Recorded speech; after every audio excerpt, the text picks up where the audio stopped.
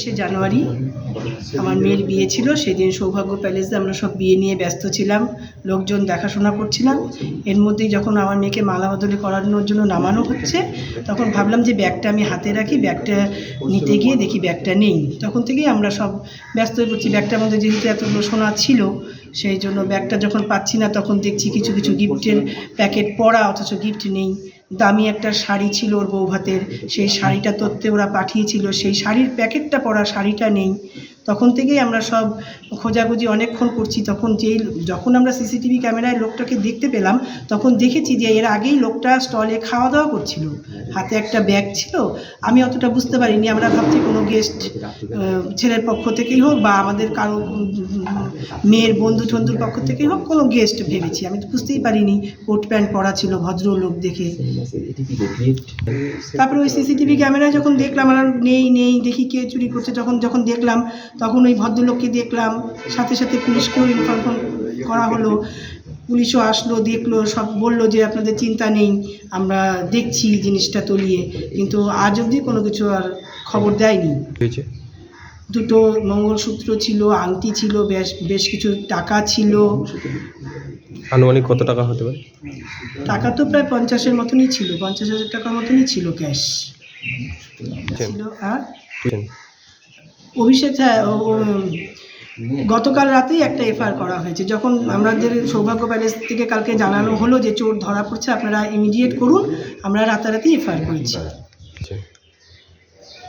হ্যাঁ, আচ্ছা, কি বলবেন এই বিষয়ে?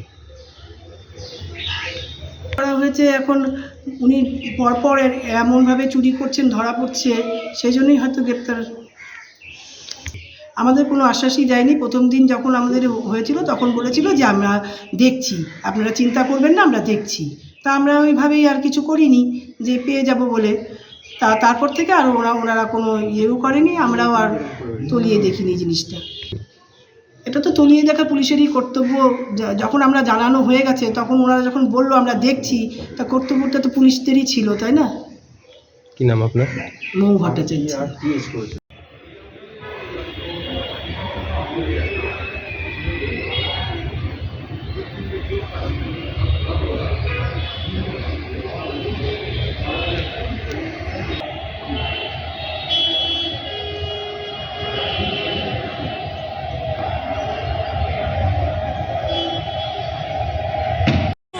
बनाने के लिए इसके डॉक्टर डिस्प्ले अक्षय मोरे का जो दुकान है उसमें जमा किए थे।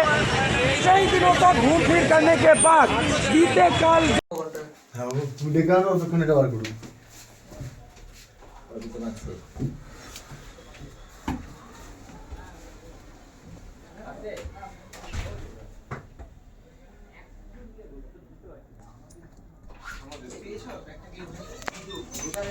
লোকটাকে দেখা গেছে কোথায়? কোনটা হবে? এই যে একটা দেখি একটু পজ করো। এই যে দাও সামনে এটা সানাইদা চিন্তা করবে। পজ আরে পজ করো। নিয়ে নিয়েছি আমি। ঠিক আছে, রেকর্ড হচ্ছে। बैक कीजिए तो जरा। अब देखिए निकल के जाएगा। एक मिनट रिकॉर्ड हो रहा है ना उसमें? उसमें रिकॉर्ड हो रहा है। ঠিক আছে, রেকর্ড হয়ে গেছে। কি বলো? চলো আয়া তুমি মানি বেটা। ও বস মুখটা খুলতে বলো না। আরে সরো না।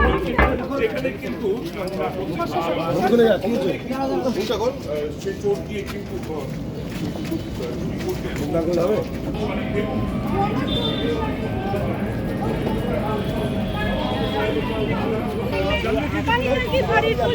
কিন্তু চুরির উদ্দেশ্যে আসে এবং সেখানে কিন্তু তাকে দেখে কিন্তু সেই যে ভবনের যে স্টাফ রয়েছে সে কিন্তু চিনে যায় এবং ঘড়ি কিন্তু সে কিন্তু শিব মন্দিরের বাসিন্দা।